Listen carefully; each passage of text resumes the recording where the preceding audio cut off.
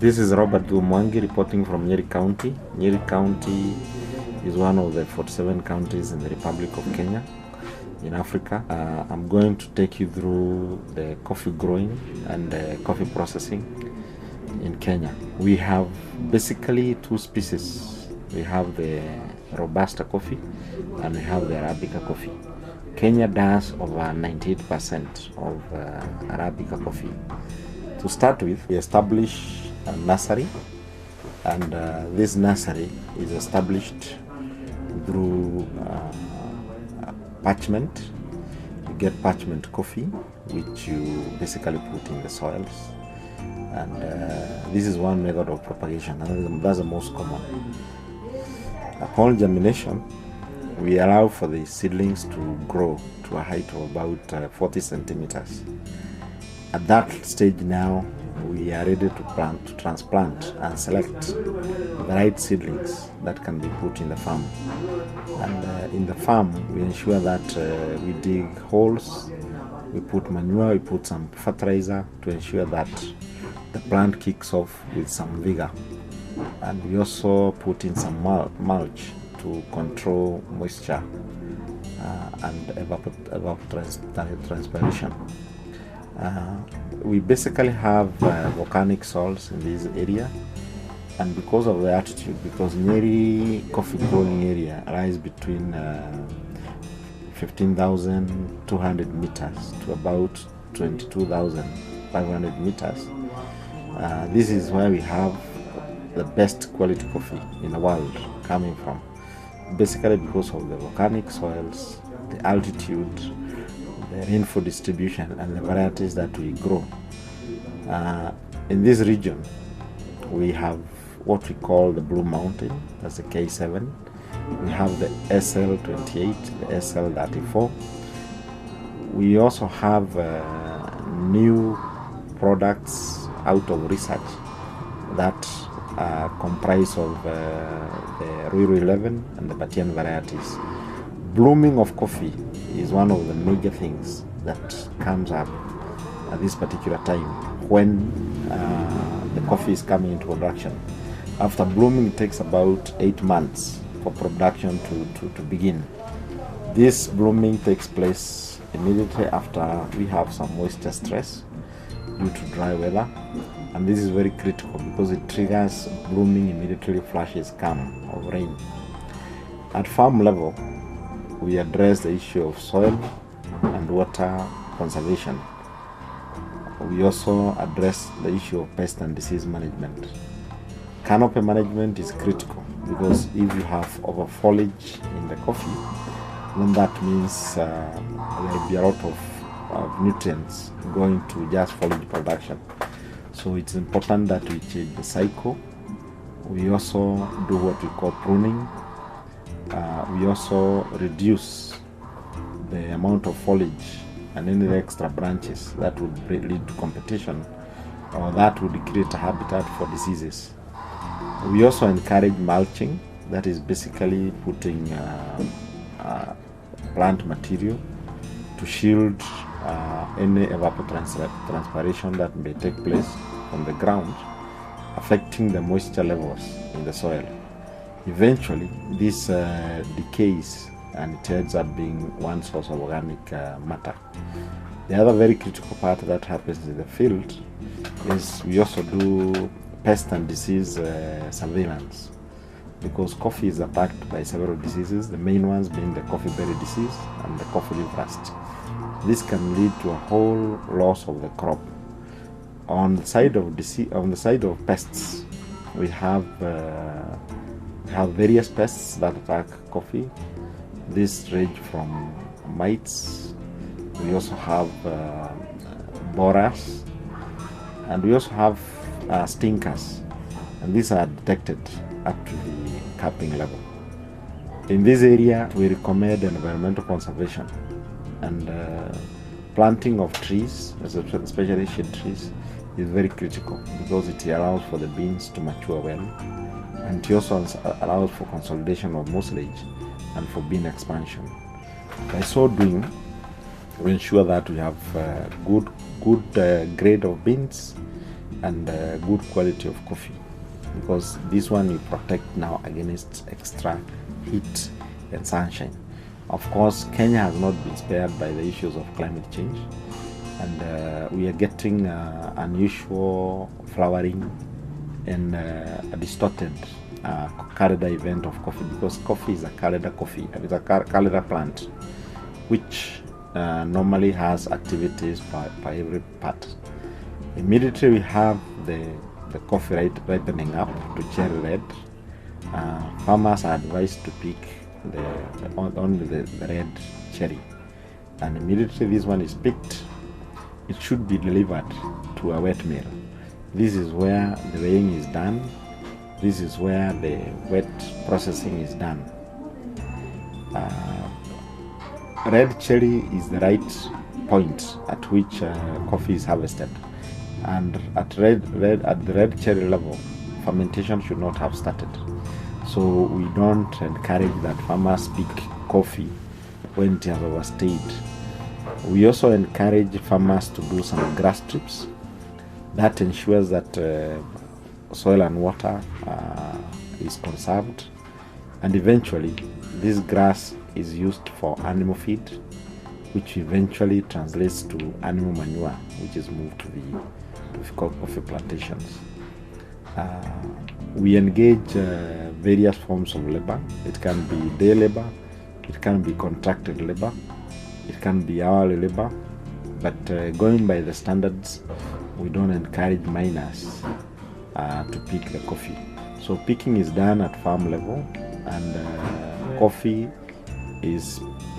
cherries are put on various containers, and sorting is later done to remove any berries or any red cherry that may be infested by diseases, or any other ripes that may appear, to ensure that we have some uniformity.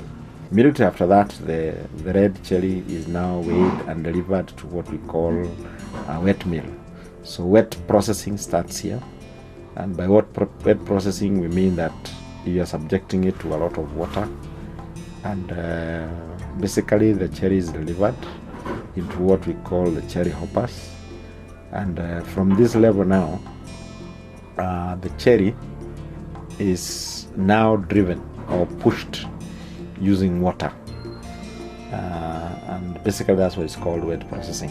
It's pushed through water, and we emphasize that the water should be free of any chemicals and should have a pH that is not acidic and that is not that alkaline. So this ensures that the coffee is well cleaned, and the environment that is created allows for that coffee to be clean and to be processed without any foreign matters and without subjecting the berries to any moisture stress.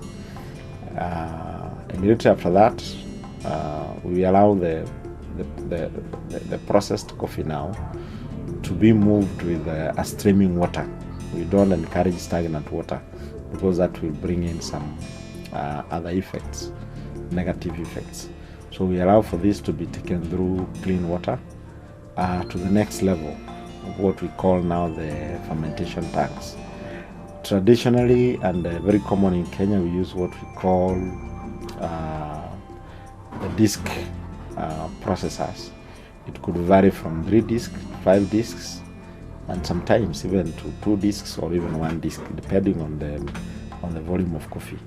So at this particular time, we separate the skin from the mucilage and from the berries that are inside, what we eventually call the parchment. So for the skin, it has its own purpose. For the mucilage, it also has got its own purpose. And now, eventually, our main product is the parchment. So this is a very critical stage, because we also do something that we call pre-grading. And pre-grading means that you can determine the grades before you even do the actual weight or density separation. at a particular stage when it enters dry processing. So at this particular process of wet processing, it is basically a water managed process, because immediately we are through with wet processing, we don't allow for any more contact with water. So this one now separates the lights from the heavy beans, and this is done basically through what we call a pre-grader. So it tends to shake the beans and allows for those ones that are heavier to sink and allow for the light ones to float. So this is basically like the early stage of grading, and that's how where we come with parchment 1, parchment 2, and sometimes parchment 3, and then eventually we have what we call the lights. So we allow now of all those various grades now to move separately. That helps, because when it now comes now to the stage of grading, you'll be able to tell now what is it that we can say that has been spoiled, and what is it that we can say is has been processed wrongly because of the size of the bean, or basically the density of the bean. So at this particular point, we also allow for again another smooth flow of water, and this basically is to ensure that you remove extra mucilage and extra dirt and extra foreign matter that may be there, to ensure that the bean is as clean as possible. Basically, the design of the channels where the coffee is drawn is we have a gravitational effect, but the key thing here is we use water to push the entire produce. So as you can see here, the beans are now being pushed by water, or propelled by water. We don't have mechanical processes of pushing the beans or even drying in Kenya, and this is limited to very simple ways of doing it. Now the skin that comes from the coffee is removed and separated from the processed coffee, and this we do through what we call the skin tower, and eventually we allow for this to decay, and when it decays, this is very good manure or organic matter. But now for the beans, we allow them to stay into what we call fermentation tanks for a period of about 72 hours. Although it is not stacked in 72 hours, you can just touch with your hands and feel the grip. So if you feel that the bean is a bit rough, then that means the fermentation process is over. If you feel that it is still milky, then that means that the fermentation process is not yet over. So again, we subject this to some more water to ensure that this particular beans are allowed to stay overnight at the clean water. That adds the color of the coffee, and also removes any foreign matters that may be there. At this particular point, we also need to separate any beans that did not go through the process, or any deformed beans that are not desirable to go to the next stage of processing. So from there now, we prepare the clean coffee that has undergone through fermentation, that has undergone through soaking, and we transfer that now. It's ready for transfer now to the drying tables. Immediately we start the drying processing, we ensure that we don't subject it again to any water or any drop of water, because this can be very critical, because it can also bring some other fungal or bacterial infections. And because we want to avoid this, we ensure that anytime we put the coffee on the drying tables, we have covering polythene paper and even shade nets to ensure that eventually the product we get is now ready for processing at the next level. what we call the dry processing. So this is put, the parchment is now put in what we call the conditioning bins to allow that the moisture is well distributed, it's well aerated, and immediately now the parchment reaches a moisture content of about 10 to 11%. We now present it, or it's transported to what we call now the dry milling. Dry milling entails the removal of the husk and the removal of the silver skin. So this is done in designated areas.